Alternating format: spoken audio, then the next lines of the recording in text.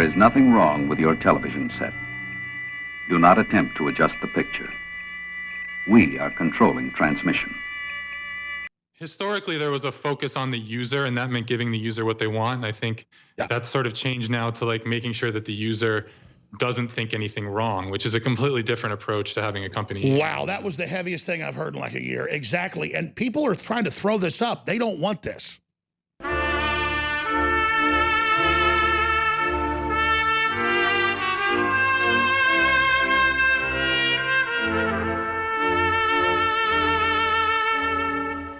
It's all set by hand. I mean, they have people decide who's credible. And that's a radical break from what it used to be, which was that the algorithm could find a needle in a haystack and basically without really anyone's bias getting involved. Bill Clinton is responsible for many bad policies: the 1994 crime bill, welfare reform in 1996, and NAFTA, to name a few. One of the worst is the Telecommunications Act of 1996. Among other provisions, this law authorized cross-ownership of media sources by a single person or corporation. Media sources include television, radio, film, newspapers, magazines, book publishing, and internet sites. As a result of this policy, ownership of 90% of all media has consolidated from more than 50 companies in 1983 to 6 companies today. I mention this because a fundamental tenet of propaganda is control of the message. Propaganda is a form of persuasion that attempts to influence the emotions, attitudes, opinions, and actions of target audiences for ideological, political, or commercial purposes through the controlled transmission of one-sided messages, which may or may not be factual, through mass media. Hitler's Minister of Propaganda, Joseph Goebbels, alludes to this obvious principle within his explanation of the big lie technique. If you tell a lie big enough and keep repeating it, people will eventually come to believe it. The lie can be maintained only for such a time as the state can shield the people from the political, economic, or military consequences of the lie. It thus becomes vitally important for the state to use all of its powers to repress dissent, for the truth is the mortal enemy of the lie, and thus by extension the truth is the greatest enemy of the state. With the concentration of media platforms into a virtual monopoly, the public is at an escalating risk of being deceived as to reality itself. Because this monopoly is owned by multinational corporations, the people are at an escalating risk of being victimized by these businesses which have no interest other than their finances and are employing neo-fascist methods to conduct their economic war on the people. I think that people believe that when they're on Google Google News, they think that somehow an algorithm has determined that this is like true information. So, for example, like if you log on there and you search for Donald Trump and it's Trump's a racist, Trump's a racist, Trump's a racist, Trump's a homophobe, something like that, they think a lot of people seem to have the impression that somehow some kind of advanced algorithm finds this out, and it just my suspicion was that it was really being set by hand, and I think to some extent that was known. I mean, it was probably already known by a lot of people, but if there was any ambiguity, Zach's dump yesterday, where it's very clear that the notion of trusted sources is completely set by people. Google uses a variety of techniques to deceive people. These include mass surveillance, the suppression of internet content, and the manipulation of search suggestions and search results. In fact, Google has even developed blacklists of internet sites to effectuate its propaganda, despite repeatedly denying having done so. You got the CEO of Google, and he's telling Congress, we don't use blacklists. And then the full-time engineers inside the company can just go onto MoMA, which is the internal search engine, and do a search for blacklists, and then have the blacklist show up. And they even call it a blacklist. They actually called it a blacklist, and it was actually available to every single full-time employee in the company. The threat this activity poses to free and fair elections and to democracy itself can neither be underestimated nor ignored. You said in subsequent elections, Google and Facebook and Twitter and big text manipulation could manipulate as many as 15 million votes in a subsequent election? In 2020, if all these companies are supporting the same candidate, there are 15 million votes on the line that can be shifted without people's knowledge and without leaving a paper trail for authorities to trace. Internal documents recently revealed by a whistleblower prove that Google is intent on controlling the news.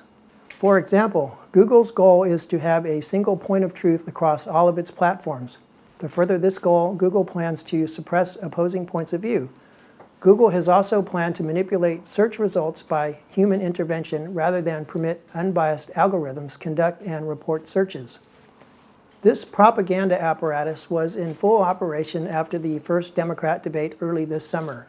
Everyone who was paying attention knows that Tulsi Gabbard was the most searched candidate during and immediately following the debate. As alleged in a lawsuit Tulsi recently filed in federal court in Los Angeles, Google shut down her account as this was occurring, which deprived her of the ability to fundraise based upon her performance. Tulsi is opposed to the perpetual war the United States is conducting, and this is a threat to the financial interests of the corporations which control the government.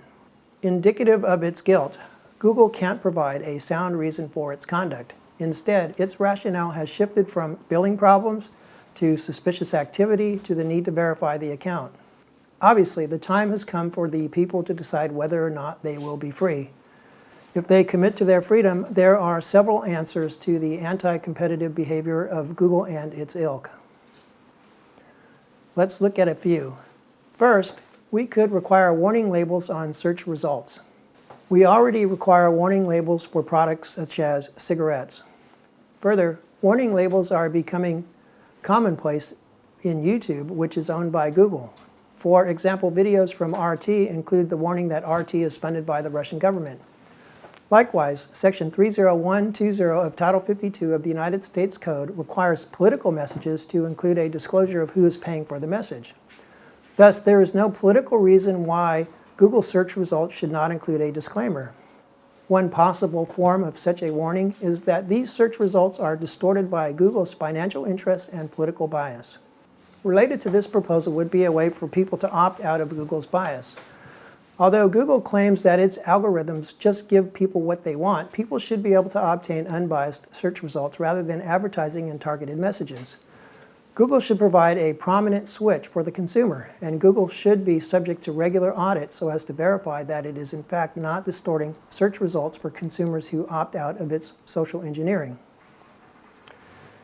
A third avenue of regulation is to recognize that Google is not just a search engine, it is also a database. It is a database of millions of websites. Furthermore, this database is not private or proprietary. The fact is that every single search reveals some portion of this database. It is Google's search algorithms which determine which portion. This aspect of Google's business is very much like a utility, such as telephone lines. Telephone service is distinct from the telephone lines themselves in the same way that Google's search engine is distinct from its database of internet sites. Google could be forced by law to share its database for a fee with other search providers. This is exactly what happened with the telephone companies. Section 251 of Title 47 of the United States Code requires the telephone companies to share their networks with other providers. This opened telephone service to competition. Treating Google's database the same way would open internet search to competition. A fourth way of regulating the blatant political bias in Google's algorithms is to treat it as it is, namely political bias. It is an intentional effort to influence public opinion and the political process. Section 30116 of Title 52 of the United States Code limits the contribution of any one person, and corporations are people, my friends, to $2,000. Subpart 8A of Section 30101 of Title 52 of the United States Code includes anything of value as one form of contribution.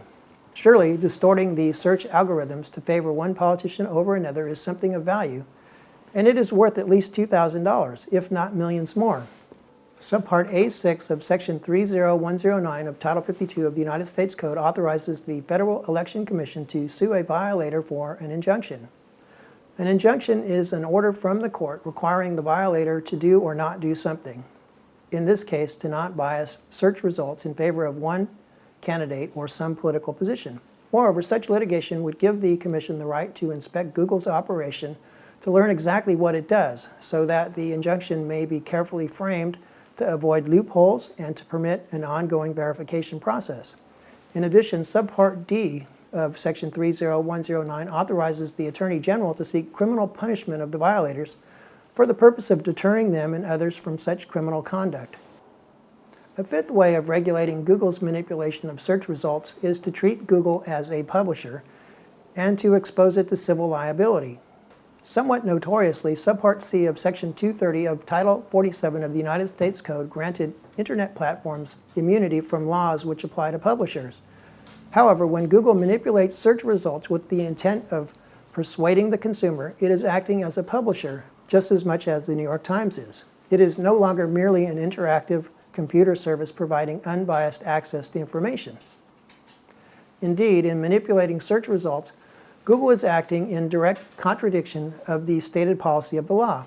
Subpart B2 of Section 230 emphasizes that the intent of the law is to preserve a vibrant and competitive free market on the Internet. Google's manipulations are in contradiction of this policy, actively and visibly eroding the diversity of political discourse, cultural development, and avenues for intellectual activity.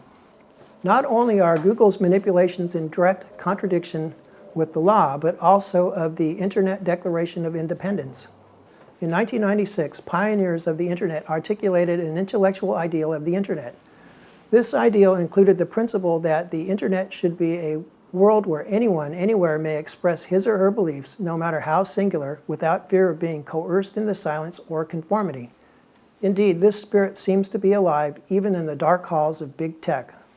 You know, the society that I'm hoping to create is one where we have a free exchange of ideas that come out, and that nothing, that everything can be questioned, and that there's nothing that's like off limits. And that's the scary thing of what Google's trying to do, is it's trying to make things off limits to talk about.